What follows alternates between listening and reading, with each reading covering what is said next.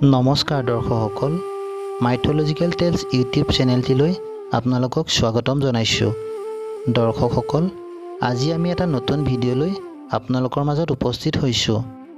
ৰত্নাকৰ কোন আছিল? তেওঁ বাল্মীকি নামেৰে কেনেকৈ বিখ্যাত হ'ল? এই কথা জানিবলৈ আমাৰ ভিডিঅ'টি লাইক, শ্বেয়াৰ আৰু ছাবস্ক্ৰাইব কৰি দিব আৰু কাষতে থকা বেল আইকনটো দবাই দিব যাতে আমাৰ নতুন ভিডিঅ'ৰ ন'টিফিকেশ্যন পাই থাকে। দৰ্শকসকল, আহকচোন ভিডিঅ'টিৰ মাজলৈ যাওঁ। বাল্মীকি মহৰ্ষি প্ৰথম অৱস্থাত দস্যু আছিল। এই দস্যু বিদ্যাৰ পৰা ঋষিয়ে অপৰিসীম পাপমোচন কৰি বাল্মীকি হ'ল। পৃথিৱীত ৰত্নাকৰৰ পৰা মানুহৰ নানান কষ্টৰ জৰিয়তে দুখ কষ্টৰ সীমা নোহোৱা হৈছিল। তেতিয়া নাৰদ আৰু ব্ৰহ্মা দুয়ো মনুষ্য বেশেৰে পৃথিৱীলৈ আহি মহাপাপ কৰি জীৱন নিৰ্বাহ কৰা শ্ৰৱণমুনিৰ পুত্ৰ দস্যু ৰত্নাকৰৰ ওচৰ পালেহি আৰু তেওঁলোকে ভাবিলে ৰাম নামৰ মহিমা অপাৰ। গতিকে তেওঁলোকে মনে বুজিবৰ বাবে ৰত্নাকৰ দস্যুৰ ওচৰ পালেহি আৰু এই বিদ্যাৰ কাৰণ কি আৰু কিয় পৃথিৱীৰ মানুহক মাৰি কাটি ধন লুটি নিছে ৰত্নাকৰক সুধিলে। তেতিয়া ৰত্নাকৰে ওলোটাই সুধিলে, তোমালোক কোন?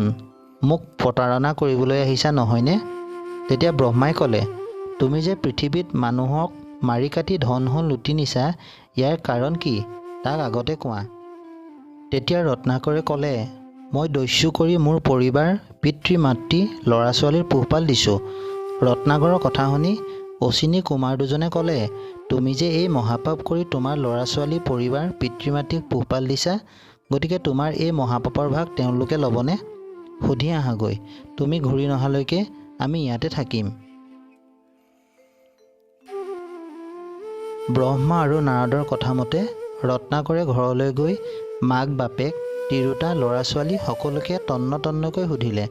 তেতিয়া তেওঁ পৰিয়ালবৰ্গই ক'লে, আমাৰ পোহপাল দিয়া তোমাৰ কৰ্তব্য, গতিকে আমি তোমাৰ পাপৰ ভাগ ল'ব নোৱাৰিম।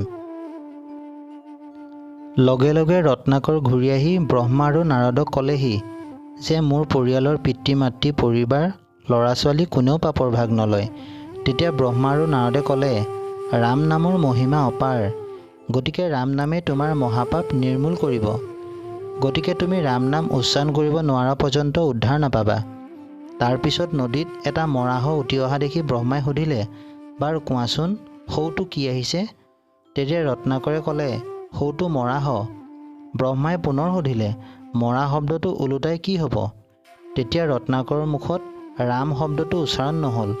তেতিয়া ব্ৰহ্মাই ওচৰৰ এজোপা বৃক্ষ দেখুৱাই ৰত্নাকৰক দিন ৰাতি মাহ বছৰ মৰা কৰি থাকিবলৈ ক'লে আৰু যেতিয়াই তোমাৰ মহাপাপ মোচন হৈ পৰিত্ৰাণ পাবা তেতিয়াই ৰাম নাম উচ্চাৰণ হ'ব। ৰত্নাকৰে ৰাম নাম তপ জপ কৰি থাকোঁতে বহু বছৰ পাৰ হৈ গ'ল। ৰত্নাকৰৰ সৰ্বশৰীৰ গছৰ তলত উঁয়ে মাটি তুলি ঢাকি পেলালে। ব্ৰহ্মাই এদিন সেই ঠাইলৈ আহি ৰত্নাকৰক বিচাৰিবলৈ ধৰিলে আৰু গছজোপাৰ তলৰ উঁই সাফলুটোৰ পৰা ৰাম ৰাম শব্দ শুনিবলৈ পালে। তেতিয়া ব্ৰহ্মাই ইন্দ্ৰক 7 দিন ধাৰাসাৰে বৰষিবলৈ ক'লে। এইদৰে 7 দিন বৰষাৰ পাছত ৰত্নাকৰৰ দেহ ওলাই পৰিল।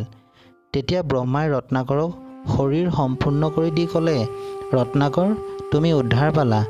আজিৰ পৰা তোমাৰ সাধনাৰ সুফল পালা।